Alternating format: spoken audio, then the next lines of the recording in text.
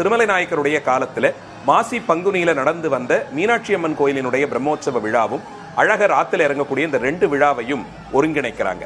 மீனாட்சி அம்மன் கோயில் திருவிழா நட்சத்திர கணக்குல நடக்கக்கூடியது. அழகர் திதி பார்த்து வருவார். பௌர்ணமி அன்னைக்கு, சித்திரை மாதம் பௌர்ணமி அன்றைக்கு விடியற் காலை வேளை வைகையில இறங்கணும். இதுதான் அவருடைய கணக்கு. மீனாட்சி அம்மன் கோயில் திருவிழா தேர் திருவிழாவோடு முடியும். திருக்கல்யாணம் உலக அளவில் பிரசித்தியான ஒரு திருவிழா.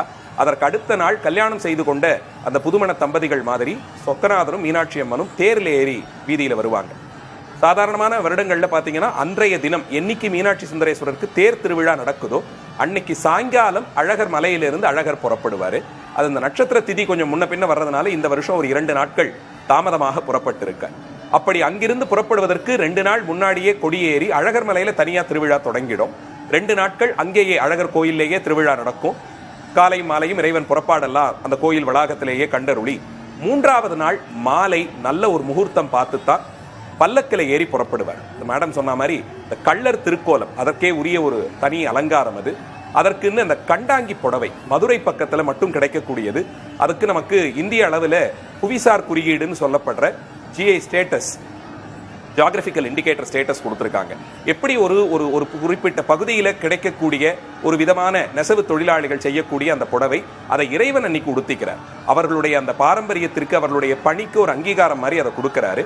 அந்த கண்டாங்கி புடவை உடுத்தி கொள்வார். அன்னைக்கு அவர் கட்டிக்கிற அந்த கொண்டைக்கு கள்ளன் கொண்டைனே பேர். அந்த கொண்டை கட்டி அதுல சிம்மமுக தோலான்னு சொல்லுவாங்க. அதுல ஒரு சிங்கத்தோட முகம் பொறித்து தங்கத்தால செய்யப்பட்டது. முடிய முடிச்சோம்னா அதுல ஒரு கிளிப்பு போடணும் இல்லையா, அது மாதிரி ஒரு கிளிப் மாதிரி இருக்கும். அதை போட்டுப்பாரு. கையில ஈட்டி, ஜமுத்தாரின்னு சொல்லப்படுற ஒரு குருவாள், வளரி இதெல்லாம் கட்டிக்கிட்டு காலில் தண்டையோட, காதுல வண்டுக்கடுக்கன்னு பேரு, பெரிய வளையம் மாதிரி இருக்கும். இந்த ஆபரணங்களோட மட்டும்தான் அவர் புறப்படுவார். புறப்பட்டு வந்து 18ஆம் படி கருப்பர்கிட்ட தான் போட்டுக்கிட்டு இருக்கிற ஆபரணத்துக்கெல்லாம் கணக்கு சொல்லி தன்கிட்டேந்து ஒரு மாலையை கொடுத்து மதுரைக்கு போயிட்டு ஒரு 3-4 நாள் கழிச்சு தான் வரப்போறேன், வர வரைக்கும் அழகர் மலையை பாதுகாக்கணும்னு உத்தரவாகி சாவி கொத்து அந்த பொறுப்பையும் கொடுத்துட்டு அங்கிருந்து புறப்படுவார். பல ஆயிரம் மக்கள் வழி அனுப்ப அழகர் மலையிலேருந்து அவர் புறப்படுறதே ஒரு தனி அழகாக இருக்கும். அப்படி புறப்பட்டு சற்றேறக்குறைய 500 மண்டகப்படிகள், மண்டகப்படினா அழகர் வர வழியில ஒவ்வொருத்தரும் நம்ம வீட்டுக்குள்ளேயும் அழகர் வரணும், நம்முடைய தொழில் வளாகத்திற்குள்ள தொழில் நிறுவனத்துக்குள்ள அழகர் வரணும், அவர் வந்து ஒரு 2 நிமிஷம் அவருடைய காலை பதிச்சாருன்னா, அந்த திருவடியை பதிச்சாருன்னா நமக்கு நன்மை நடக்கும்னு நம்பி மக்கள் அவரை வரவேற்பாங்க.